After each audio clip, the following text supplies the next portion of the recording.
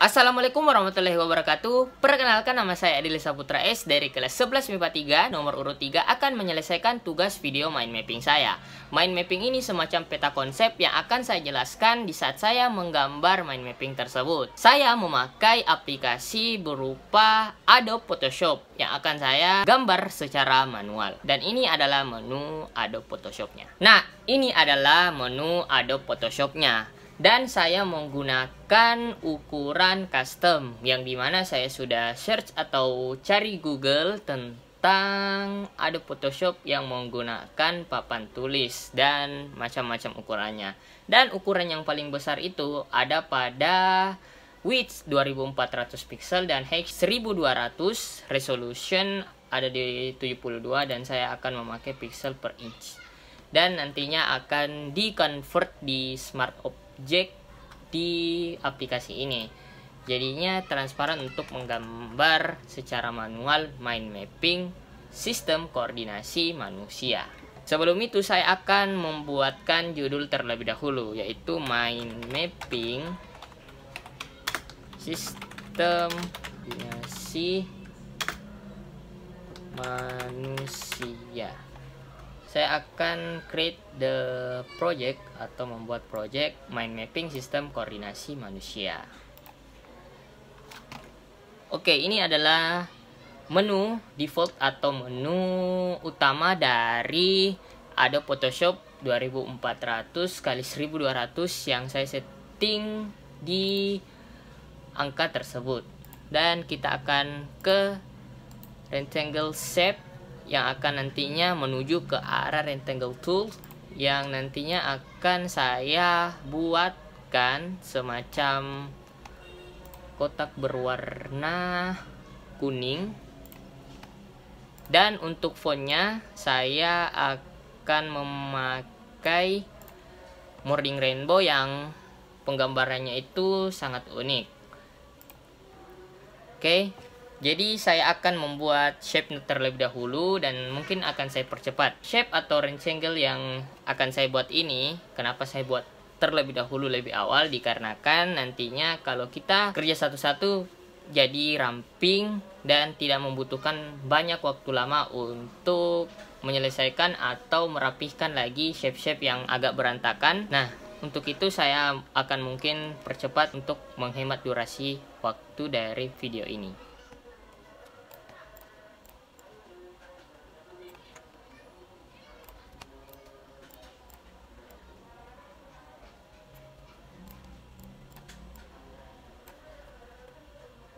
Oke, ini sudah jadi. Nah, untuk subbab atau judul besarnya ini saya akan beri warna kuning dan default dari pengaturannya tadi. Nah, untuk membedakan di dalam tugas sistem koordinasi manusia mind mapping ini, saya akan membedakan fieldnya atau berupa warnanya. Nah, di sini di dalam sistem syaraf saya akan memberikan warna merah, dikarenakan sistem koordinasi manusia itu adalah sistem yang mengatur kinerja organ-organ tubuh. Nah, di dalam kinerja organ-organ tubuh pastinya memerlukan beberapa macam lagi atau beberapa macam bagian untuk kerja tubuh yang lebih maksimal. Nah, sistem syaraf ini yang menjadi penjelasan pertama di modul pembelajaran yang guru biologi saya bagikan berupa file, dan saya akan memberikan warna merah untuk sistem syaraf. Nah, untuk yang kedua, file yang akan saya gunakan untuk sistem hormon atau sistem endokrin, warna biru muda. Nah, kenapa saya memberikan warna yang agak lumayan terang? Dikarenakan nantinya warna font itu sendiri warna hitam. Kenapa tidak putih? Dikarenakan kalau putih akan membentur pada backgroundnya. Nah, untuk sistem indera saya akan memberikan warna hijau muda pula, supaya nantinya kelihatan jelas dibaca dan tidak ngeblur. Di tab ini saya akan menuliskan terlebih dahulu sistem koordinasi manusia.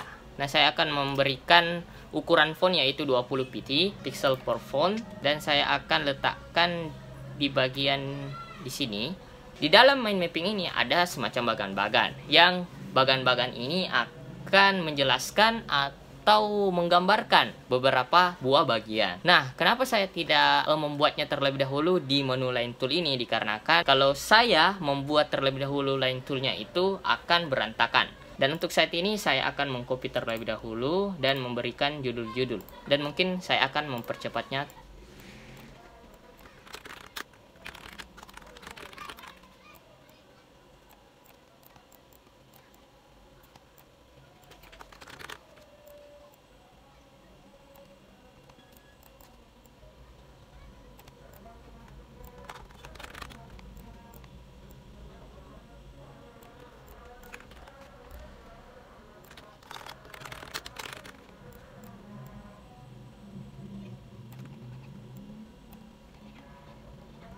Nah, inilah beberapa bagian yang saya sudah buat, yang saya buat terlebih dahulu. Nah, untuk di menu yang pertama ini saya akan beralih ke sistem saraf, dikarenakan di modul pembelajaran yang guru biologi saya bagikan terdapat sistem saraf yang menjadi awal atau dasar dari sistem koordinasi manusia. Saya akan memberikan beberapa bagan untuk terlebih dahulu. Nah, di sistem saraf ini terbagi lagi menjadi 3 bagian, yaitu yang pertama ada struktur sistem saraf, ada yang kedua jenis sistem saraf, dan gangguan sistem saraf, yang akan saya copy dan percepat video ini membuat shape atau rectangle-nya.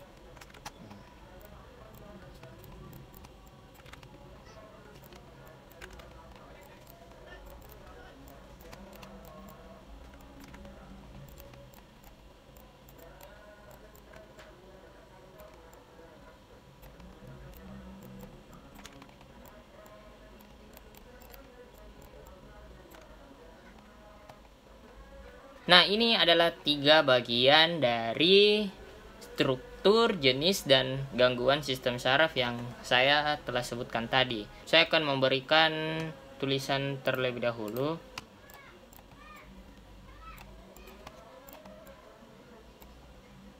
Oke, jenis sistem saraf. Kita kasih di angka 15 saja, 17 saja. Kita beralih ke bagian atas, yang mana itu di sini strukturnya. Terus kita beralih pada gangguan-gangguan pada bagian akhirnya. Oke, kita ubah dulu gangguan sistem saraf. Nah, saya akan membahas tentang struktur sistem saraf ini. Struktur sistem saraf ini, yang pertama ada neuron. Neuron atau sel saraf merupakan satuan kerja utama atau bagian dari sistem koordinasi yang berfungsi untuk mengatur aktivitas tubuh melalui rangsangan listrik secara cepat. Di dalam neuron ini terbagi lagi, ada berdasarkan fungsinya, ada juga berdasarkan tempatnya. Saya akan mengkopinya terlebih dahulu dan mungkin akan saya percepat lagi.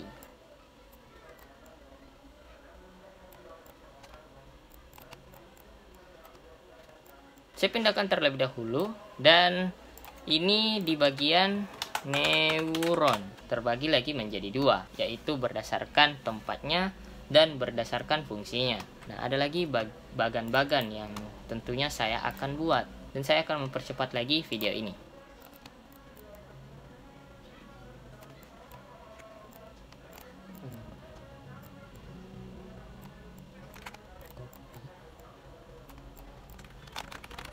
Nah, di bagian kedua ini berdasarkan tempatnya terlebih dahulu, dan saya akan kasih mungkin 15 di bagian atas itu berdasarkan fungsinya. Dan saya akan kasih lagi 15. Jadi begini. Jadi saya akan kerja terlebih dahulu pada bagian atasnya. Terus kita ke frequency flow. Ini begini. Nanti semacam kayak ini.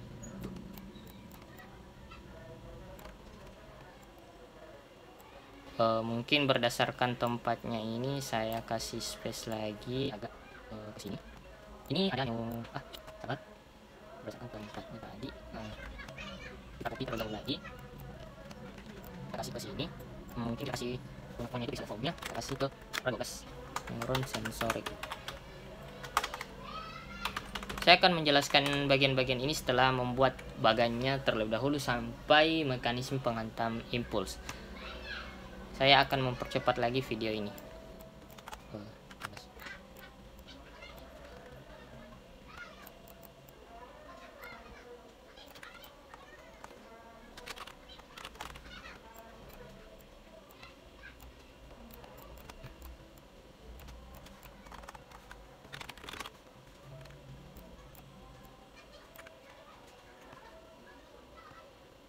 Nah, sudah jadi untuk tiga bagian, neuron sensorik, neuron motorik, dan neuron asosiasi. Dan mungkin ini di bagian shape atau rectangle-nya ini berdasarkan fungsinya, berdasarkan tempatnya, mungkin saya akan kasih kecil, karena dia akan tidak bagus dilihat kalau besar gitu.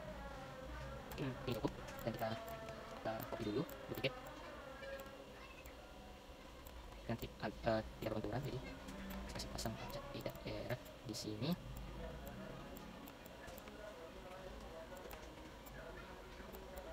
Nah, dia akan sejajar. Terus berdasarkan tempatnya lagi terdapat dua jenis. Dan mungkin saya akan percepat lagi videonya.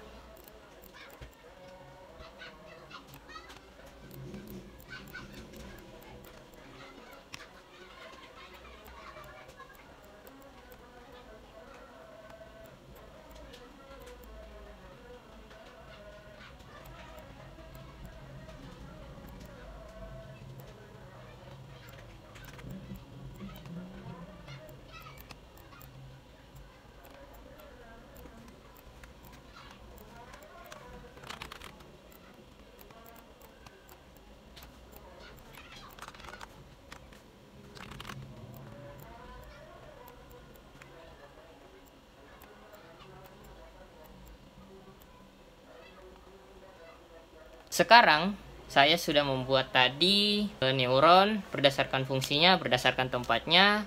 Nah, berdasarkan fungsinya itu terdiri dari neuron sensorik, neuron motorik, neuron asosiasi. Sedangkan berdasarkan tempatnya ada dua, yaitu neuron konektor dan neuron adjuster. Nah, setelah ini akan terjadi lagi yang namanya garis besar, yaitu di dalam impuls. Nah, impuls sendiri lagi ada dua gerakan, gerak sadar dan gerak refleks. Nah, di dalam dua gerakan ini yang nantinya akan mengantarkan pada mekanisme penghantaran impuls yang menjadi akhiran di dalam struktur sistem syaraf. Setelah bagian neuron ini muncul yang namanya impuls. Impuls ini adalah rangsangan atau pesan yang diterima oleh reseptor dari lingkungan luar, kemudian dibawa oleh neuron atau serangkaian pulsa elektrik yang menjalani serabut saraf. Saya akan mempercepat video lagi untuk menggambarkan bagan-bagannya.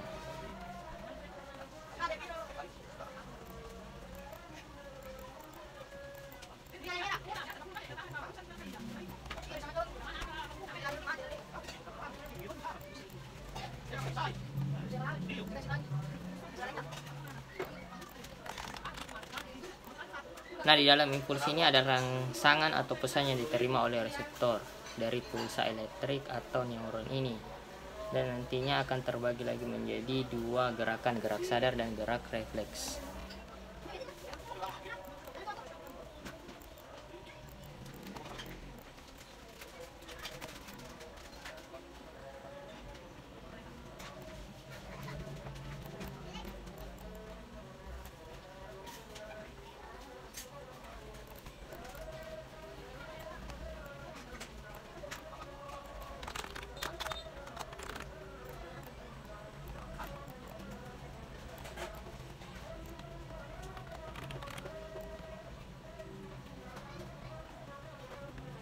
Setelah impuls ini terbagi menjadi dua, gerak sadar dan gerak refleks. Gerak sadar adalah gerak yang dimana disengaja atau disadari, sementara gerak refleks adalah gerak yang tidak disengaja atau tidak disadari.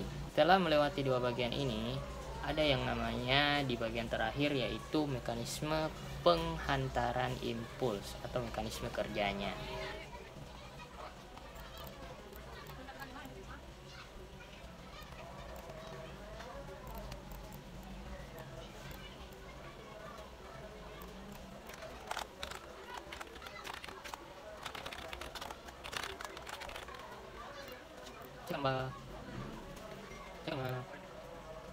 Saya akan kasih pixel of fontnya ini di angka 15 pada mekanisme pengantaran impuls, jadi jelas untuk bagannya. Ini akan dibaca dan akan saya jelaskan untuk pada bagian sistem syaraf. Pada bagian sistem syaraf yang akan terbagi lagi di struktur sistem syaraf, neuron, terbagi lagi berdasarkan fungsinya, berdasarkan tempatnya. Berdasarkan fungsinya ada neuron sensorik, motorik, asosiasi. Sedangkan berdasarkan tempatnya ada neuron konektor, neuron adjuster. Terus setelah melewati neuron ini ada yang namanya impuls. Impuls ini adalah rangsangan dari pulsa elektrik. Gerakan-gerakan impuls ini terbagi menjadi dua lagi, yaitu gerak sadar dan gerak refleks, yang nantinya akan mengantarkan pada mekanisme pengantaran impuls atau cara kerja dari impuls itu sendiri. Kita beralih ke jenis sistem syaraf. Sistem syaraf ini terbagi lagi menjadi dua jenis, yaitu sistem syaraf pusat dan sistem syaraf tepi. Nah, di dalam sistem syaraf pusat adalah sistem syaraf yang bekerja berdasarkan impuls elektrokimianya untuk melayani tubuh dengan berbagai macam cara. Sedangkan sistem syaraf tepi merupakan syaraf-syaraf yang membawa impuls dari dan ke sistem syaraf pusat. Artinya di dalam sistem syaraf tepi ini terbagi lagi menjadi beberapa buah bagian. Untuk itu saya akan mempercepat videonya kembali untuk membuat rectangle atau bagan-bagan dari jenis sistem syaraf.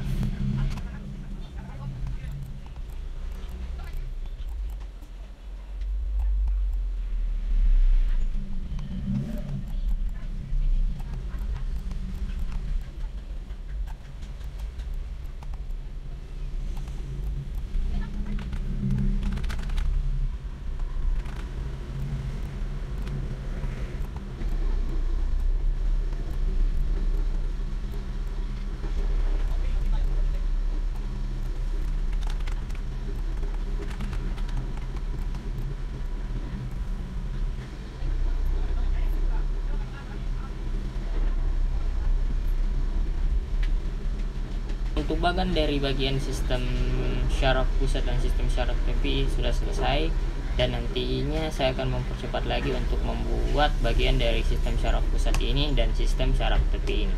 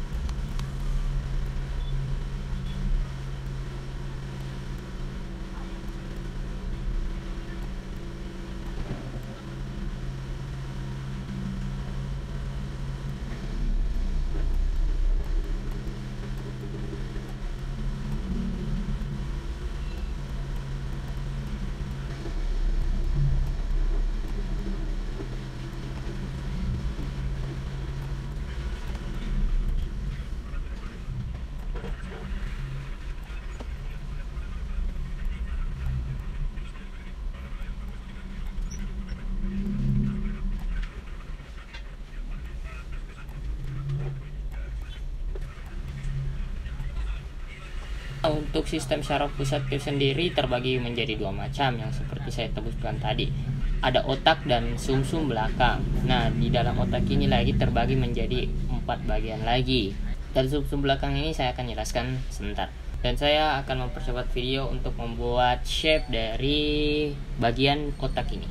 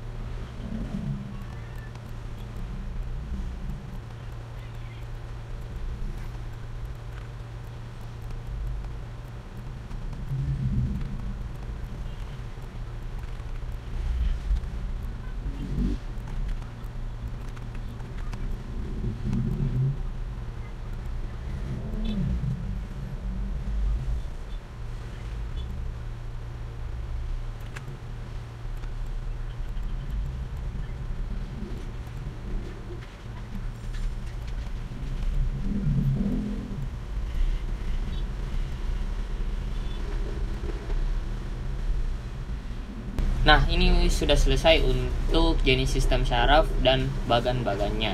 Jadi di sini sudah saya tadi sejajarkan dari huruf per huruf, font per font, jarak-jaraknya dan space-space-nya. Ada yang saya kurangi dan saya atur. Ini sistem syaraf terbagi menjadi dua yang saya sudah tadi bilang, yaitu sistem syaraf pusat dan sistem syaraf tepi. Dalam sistem syaraf pusat ini terdapat otak. Otak terbagi menjadi 5 bagian lagi, yaitu otak besar atau bisa disebut cerebrum. Ada yang kedua otak tengah, otak depan untuk yang ketiga, otak kecil untuk yang keempat atau bisa disebut cerebellum, dan yang terakhir sumsum lanjutan atau bisa disebut medulla oblongata. Nah, tanya otak ada pula di sistem syaraf pusat ini, yaitu sumsum tulang belakang. Nah, di dalam sumsum tulang belakang atau medulla spinalis, yaitu terdapat di dalam rongga tulang belakang.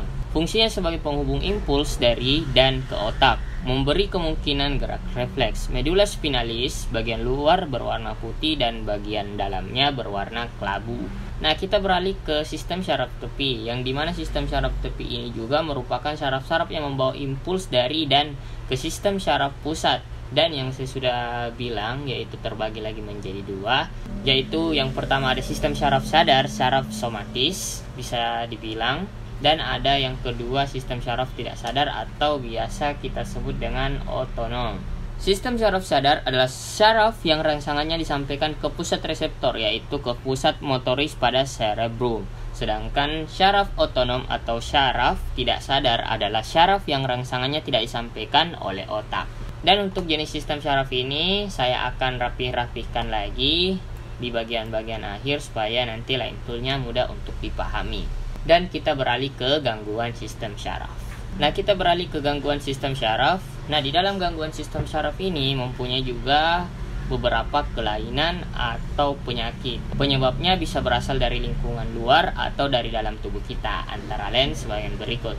Nah, untuk bagan-bagan ini saya akan perkecil space-nya dan akan saling menghubungkan satu sama lain. Dikarenakan ada 12 gangguan pada sistem syaraf yang harus digambarkan di dalam Adobe Photoshop. Saya akan mempercepat lagi videonya untuk menggambarkan shape atau range angle dari gangguan sistem syaraf pada manusia.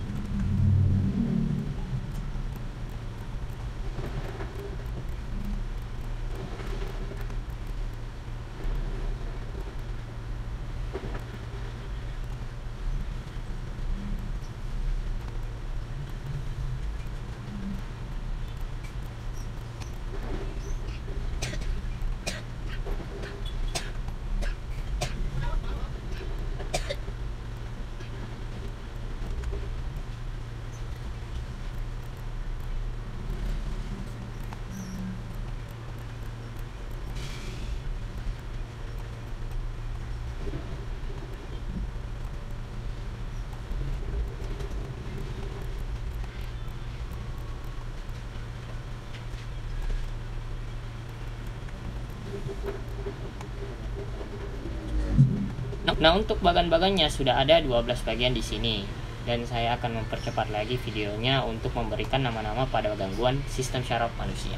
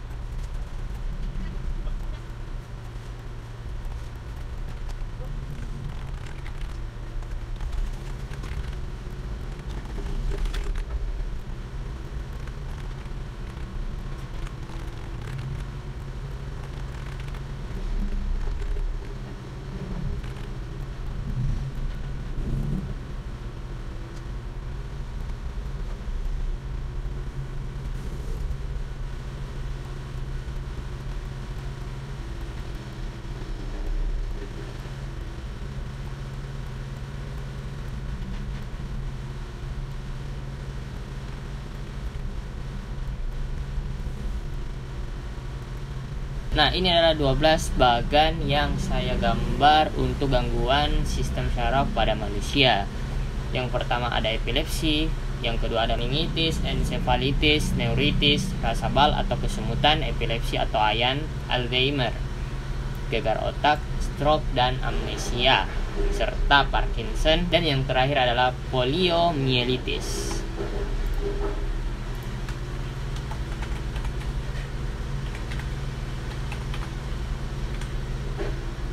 Saya akan menjelaskan terlebih dahulu gangguan pada sistem syaraf manusia. Yang pertama ada epilepsi.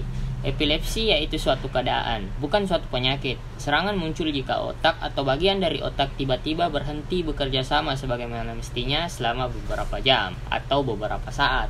Nah, yang kedua ada meningitis. Meningitis merupakan radang selaput otak karena infeksi bakteri atau virus. Yang ketiga ada encephalitis. Encephalitis ini merupakan peradangan jaringan otak yang disebabkan oleh virus juga. Yang keempat ada neuritis, merupakan gangguan syaraf tepi akibat peradangan, keracunan, dan tekanan. Yang kelima ada rasa bal atau kesemutan. Nah, rasa bal atau kesemutan ini adalah gangguan sistem syaraf yang berakibat pada gangguan metabolisme, tertutupnya aliran darah, atau kekurangan vitamin neurotropik. Vitamin neurotropik adalah B1, B2, dan B12. Selanjutnya ada epilepsi atau ayan.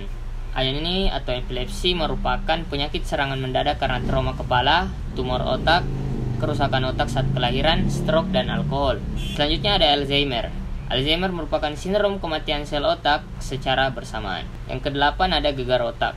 Gegar otak merupakan bergeraknya jaringan otak dalam tengkorak, merupakan perubahan fungsi mental atau kesadaran manusia. Kemudian ada stroke. Stroke merupakan penyakit yang timbul karena pembuluh darah di otak tersumbat atau pecah sehingga otak menjadi rusak. Berikutnya ada amnesia. Amnesia merupakan gangguan yang terjadi pada otak karena disebabkan goncangan batin atau cedera. Selanjutnya ada Parkinson. Parkinson merupakan penyakit yang terjadi karena kekurangan neurotransmitter dopamin pada dasar ganglion. Secara fisik, penderita ini memiliki ciri tangan gemetar saat istirahat, gerak susah, mata sulit berkedip, dan otak kaku sehingga salah satu cirinya adalah langkah kaki menjadi kaku. Yang terakhir ada poliomyelitis. Poliomyelitis ini adalah penyakit yang menyerang neuron-neuron motorik sistem syaraf pusat terutama otak dan medula spinalis oleh infeksi virus. Nah, itu adalah penjelasan pada bagian gangguan sistem syaraf pada manusia. Sekarang kita pergi ke sistem hormon atau disebut endokrin. Sistem hormon atau endokrin ini juga terbagi menjadi 3 bagian. Ada struktur sistem hormon atau endokrin, ada jenis sistem endokrin atau sistem hormon, dan yang terakhir adalah gangguan pada sistem hormon atau endokrin.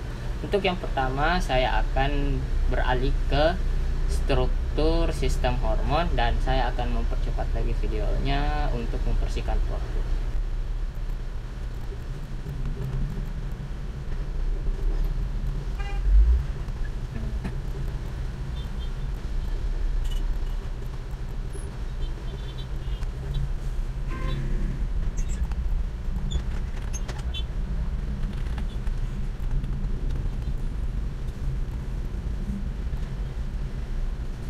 Nah, untuk bagian struktur sistem hormon atau endokrin sudah selesai, dan saya akan menjelaskan apa sih yang disebut dengan sistem hormon atau endokrin.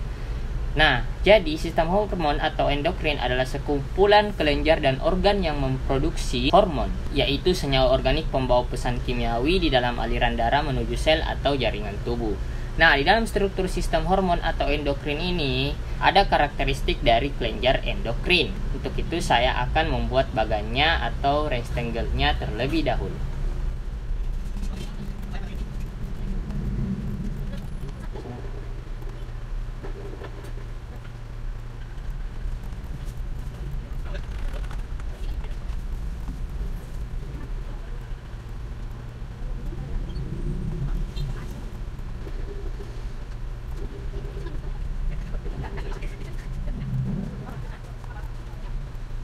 Nah, untuk karakteristiknya saya ambil saja 3 karakteristik.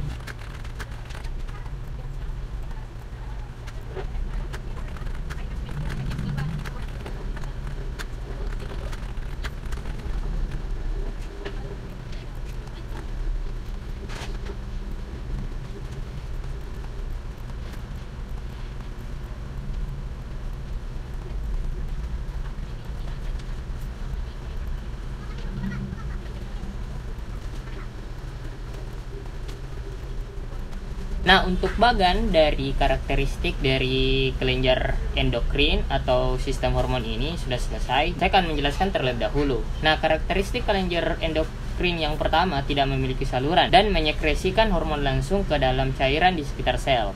Yang kedua, menyekresi lebih dari satu jenis hormon, kecuali kelenjar paratiroid. Yang ketiga, memiliki sejumlah sel sekretori yang dikelilingi banyak pembuluh darah dan ditopang oleh jaringan ikat. Nah, untuk bagan struktur sistem hormon atau endokrin ini sudah selesai dan kita akan berpindah pada jenis sistem hormon atau endokrin. Saya akan mempercepat video ini untuk menghemat durasi saat membuat bagannya.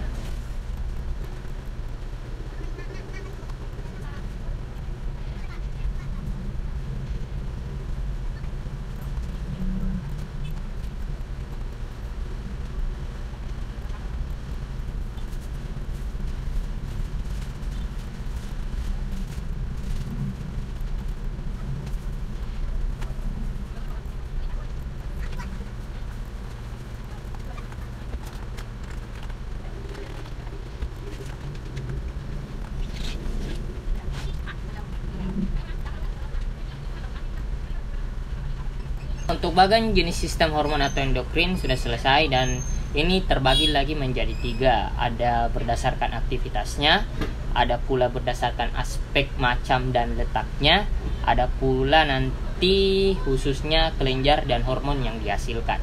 Untuk itu saya akan mempercepat videonya lagi untuk membuat bagan ketiga bagian ini.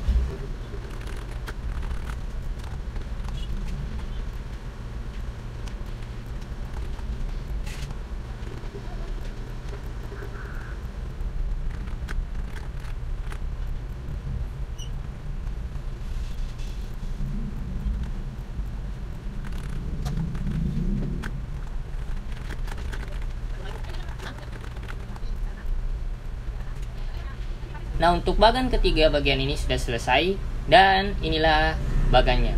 Berdasarkan aktivitasnya, berdasarkan macam dan letaknya, dan berdasarkan hasilnya. Ada pula bagian-bagian yang harus saya selesaikan untuk bagian bagannya. Dan untuk itu saya akan mempercepat lagi videonya.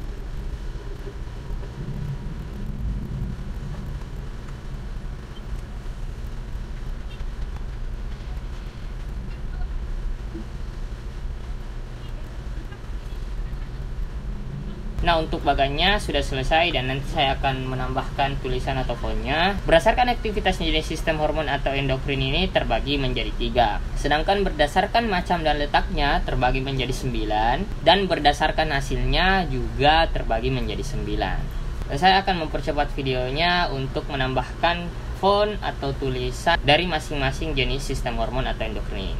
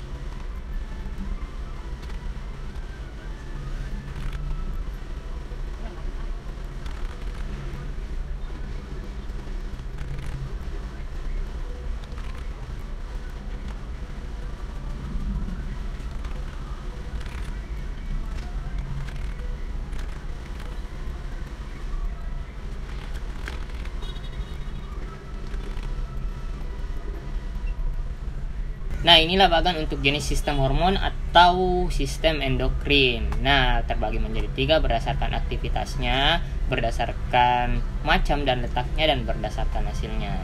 Berdasarkan aktivitasnya ada kelenjar sepanjang hayat, kelenjar mulai masa tertentu, dan kelenjar sampai masa tertentu. Nah, untuk jenis sistem hormon atau sistem endokrin berdasarkan aktivitasnya terbagi menjadi 3. Yang pertama ada kelenjar sepanjang hayat. Kelenjar sepanjang hayat ini misalnya hormon yang memegang peranan dalam metabolisme tubuh. Yang kedua ada kelenjar mulai masa tertentu, yaitu misalnya hormon kelamin. Dan yang terakhir ada kelenjar sampai masa tertentu, yaitu misalnya hormon pertumbuhan dan hormon timus. Beralih ke berdasarkan macam dan letaknya, jenis sistem hormon atau sistem endokrin. Yang pertama ada kelenjar hipofisis.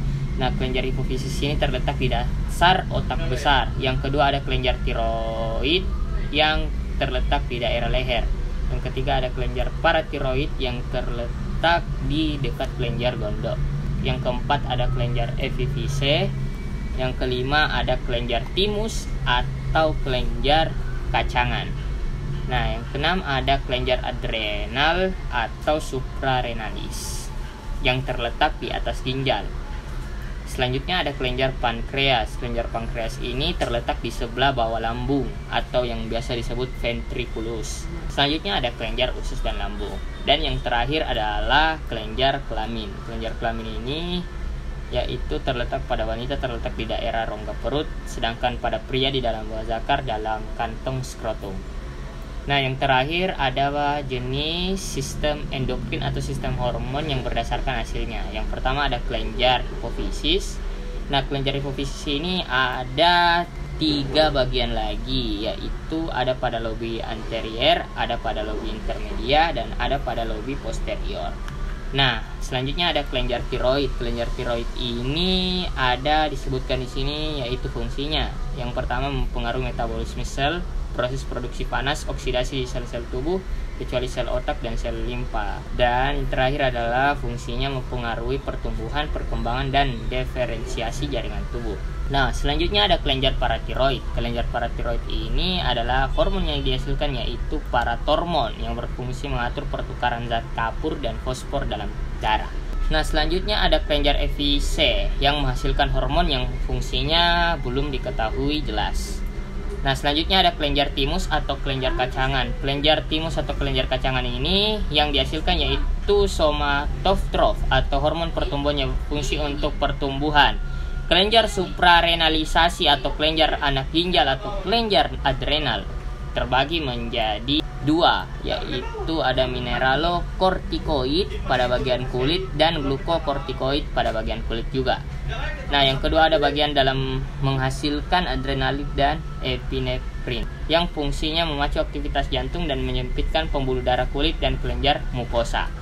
Yang ketujuh ada kelenjar Langerhans hormon yang dihasilkan insulin, berfungsi antagonis dengan hormon adrenalin. Nah, berikutnya ada kelenjar usus dan lambung. Kelenjar usus dan lambung ini menghasilkan hormon sekretin dan kolesistokinin. Nah, yang terakhir ada kelenjar kelamin yang menghasilkan pada pria hormon kelamin pria androgen dan sperma. Dan untuk perempuan menghasilkan sel telur pada kelenjar kelaminnya. Itulah tadi penjelasan tentang jenis-jenis sistem hormon atau sistem endokrin yang dibagi lagi menjadi berdasarkan aktivitasnya, berdasarkan macam dan letaknya, dan yang terakhir adalah berdasarkan hasilnya. Setelah keduanya selesai yaitu struktur sistem hormon atau endokrin dan jenis sistem hormon atau endokrin, kita beralih kepada gangguan pada sistem hormon atau endokrin ini. Nah, sistem hormon dapat mengakibatkan terjadinya gangguan atau kelainan juga. Untuk itu kita harus mengetahui apa sih gangguan pada sistem hormon atau endokrin pada tubuh manusia. Nah, terbagi menjadi 8 gangguan pada sistem hormon atau endokrin ini. Saya akan mempercepat video untuk membuat bagan-bagannya terlebih dahulu. Setelah itu saya akan menjelaskan apa isi dari bagan tersebut.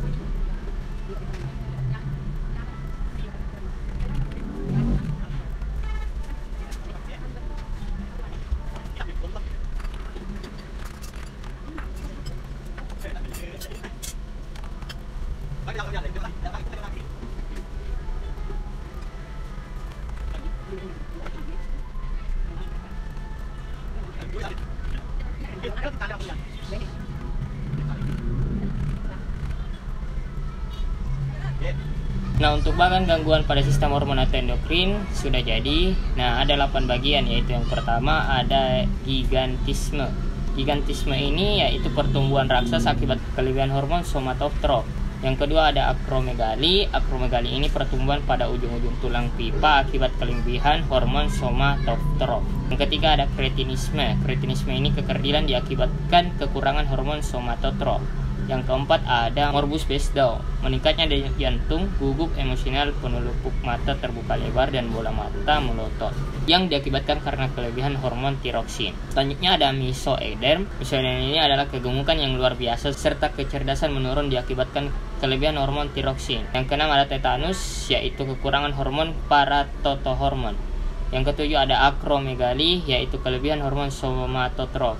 Yang terakhir ada diabetes mellitus, yaitu kekurangan hormon insulin. Itulah gangguan pada sistem hormon atau sistem endokrin. Dan kita akan beralih pada sistem indera atau sistem yang terakhir dari sistem koordinasi manusia ini. Sekarang kita beralih pada sistem indera. Sistem indera ini terbagi lagi menjadi 2 bagian, yaitu struktur dan jenis sistem indera yang digabungkan. Sedangkan yang kedua yaitu gangguan pada sistem indera. Untuk sistem indera ini merupakan salah satu bagian dari sistem koordinasi yang merupakan reseptor atau penerima rangsang. Nah, untuk sistem indera terbagi menjadi 2, dan saya akan mempercepat videonya lagi untuk membuat bagan-bagan terlebih dahulu.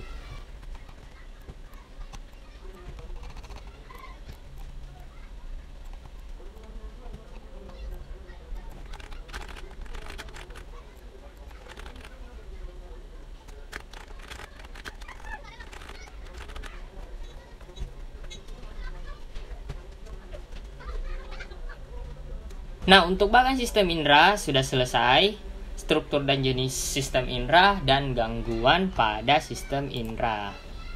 Nah, di dalam struktur dan jenis sistem indera ini terdiri dari fotoreseptor atau penerima rangsang cahaya, kemoreseptor atau penerima rangsang zat kimia, mekanoreseptor menerima rangsang fisik, misalnya sentuhan, audioreseptor adalah penerima rangsang suara, dan termoreseptor adalah penerima rangsang panas atau temperatur. Saya akan membuat bagannya terlebih dahulu.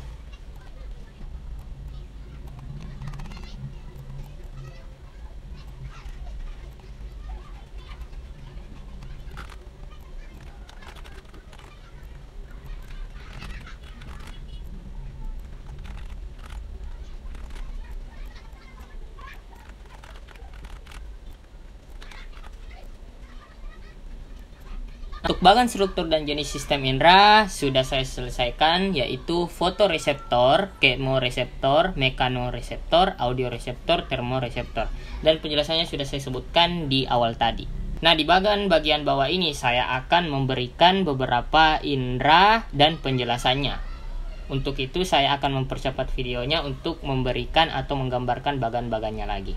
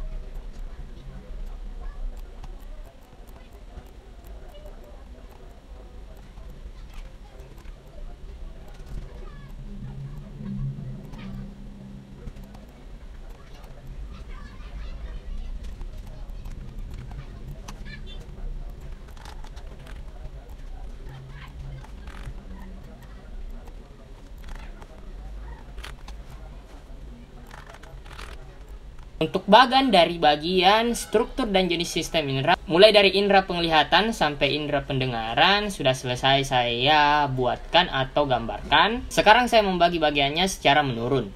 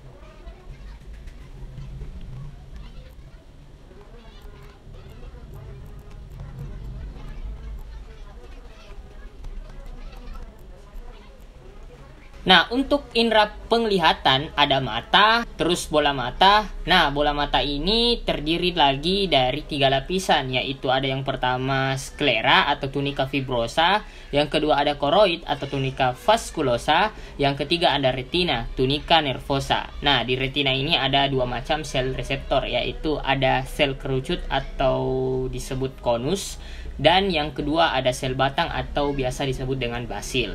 Dan saya sudah gambar dan jelaskan di Adobe Photoshop ini.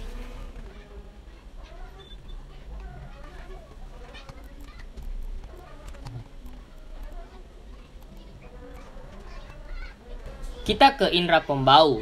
Nah, di indera pembau ini ada hidung.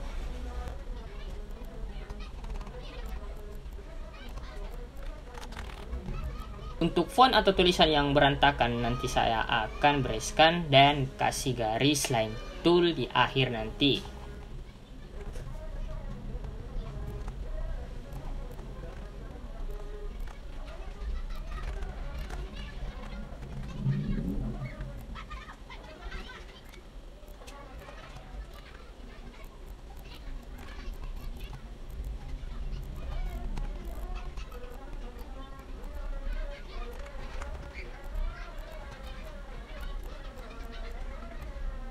Pada bagian terakhir pada indera praba yaitu kulit ada di bagian yang ketujuh yaitu diskus Merkel. Nah, untuk indera pendengaran ada telinga. Nah, ini ada 5 indera yang saya sudah gambarkan dan saya sudah jelaskan. Itu pertama ada indera penglihatan yaitu mata, terus ke bola mata, dan di bola mata ini terdapat bagian-bagian pula, yaitu yang pertama ada sklera atau tunica fibrosa, yang kedua ada koroid atau tunica vasculosa, yang ketiga ada retina atau tunica nervosa. Nah, di retina ini ada 2 jenis lagi atau 2 bagian, yaitu sel kerucut atau konus, yang kedua ada sel batang atau basil. Nah, selanjutnya ada indera pembau yaitu hidung. Selanjutnya lagi ada indera pengecap yaitu lidah. Terus ada indera peraba yaitu kulit. Kulit ini terdiri dari beberapa jenis pula, yaitu yang pertama ada reseptor ujung saraf tanpa selapu terletak pada lapisan epidermis dan bisa merasakan sakit atau nyeri. Yang kedua ada reseptor ujung rambut yaitu terletak di sekitar folikel rambut dan merasakan gerakan rambut. Yang ketiga ada ujung saraf pacini. Nah, dapat merasakan tekanan kuat. Yang keempat ada ujung saraf Ruffini yaitu merasakan panas. Yang kelima ada ujung saraf Krauss yang bisa merasakan dingin. Yang keenam ada ujung saraf Meissner yang merasakan sentuhan. Yang ketujuh adalah diskus Merkel yang terletak pada lapisan epidermis merasakan sentuhan dan tekanannya yang ringan serta merasakan sakit atau nyeri. Dan yang terakhir indera pendengar yaitu ada pada telinga. Sekarang saya beralih ke gangguan pada sistem indera. Mungkin saya urutkan dari indera penglihatan sampai indera pendengaran. Nah, gangguan pada sistem indera ini diakibatkan oleh berbagai aktivitas yang dilakukan oleh tubuh yang tidak terlepas dari kontrol sistem koordinasi. Adanya pola hidup yang tidak sesuai yang dapat mengakibatkan terjadinya gangguan atau kelainan pada sistem tubuh, salah satunya pada sistem indera tubuh kita. Saya akan mempercepat videonya. Di samping itu saya akan membuat bagan sebanyak mungkin 17 bagan, yaitu berisikan semua tentang gangguan pada sistem indera, mulai dari indera penglihatan sampai indera pendengaran.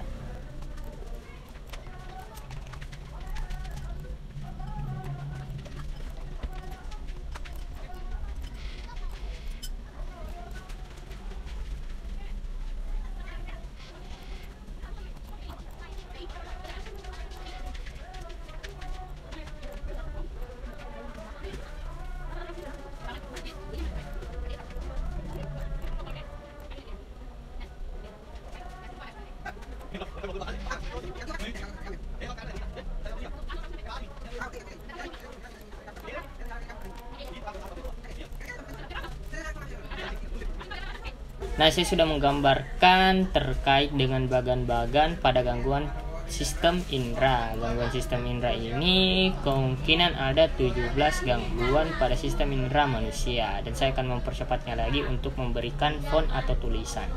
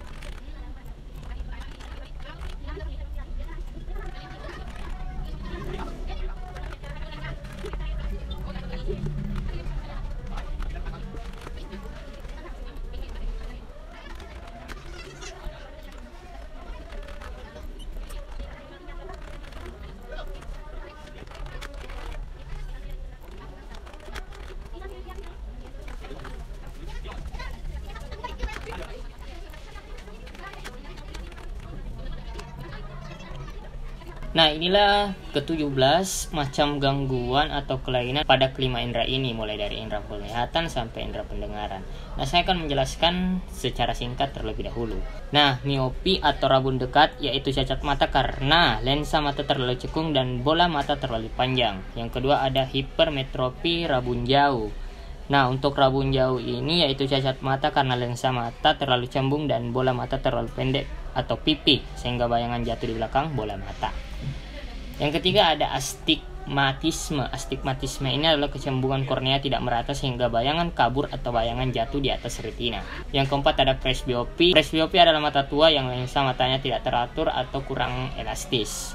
Nah, itu untuk gangguan pada sistem indera penglihatan. Beralih ke gangguan atau kelainan indera pembau atau hidung.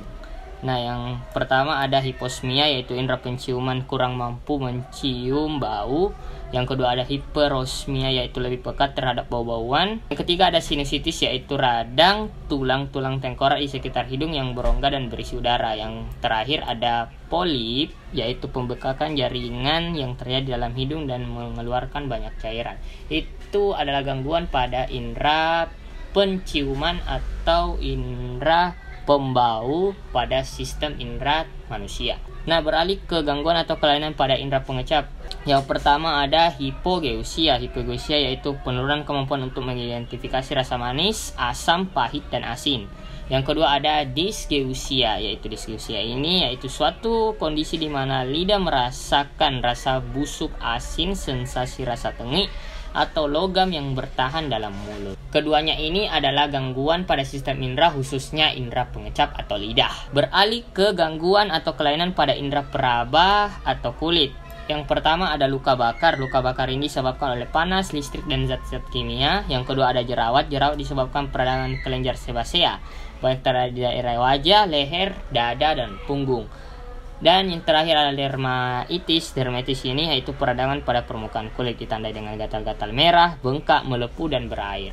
Itu adalah gangguan pada sistem indera khususnya indera peraba atau kulit. Nah, beralih pada sistem indera pendengaran. Yang pertama ada tuli konduktif, adalah gangguan penerimaan suara ke dalam koklea akibat kotoran atau nanah yang memenuhi telinga bagian tengah. Yang kedua ada tuli saraf. Tuli saraf ini adalah tuli yang terjadi akibat kerusakan pada koklea, organ korti, atau saraf pendengaran. Yang ketiga ada otitis media, yaitu radang yang disebabkan oleh peradangan pada tenggorokan. Yang terakhir ada motion sickness, yaitu mabuk perjalanan yang disebabkan oleh gangguan pada fungsi vestibula atau keseimbangan karena rangsangan secara terus-menerus oleh gerakan-gerakan selama perjalanan. Nah, itu adalah ke-17 gangguan pada sistem indera manusia. Untuk tahap finishingnya mungkin saya akan merapihkan font atau tulisan dan membuat line tool untuk bagan-bagan penghubung antara satu sama lain di mind mapping sistem koordinasi manusia.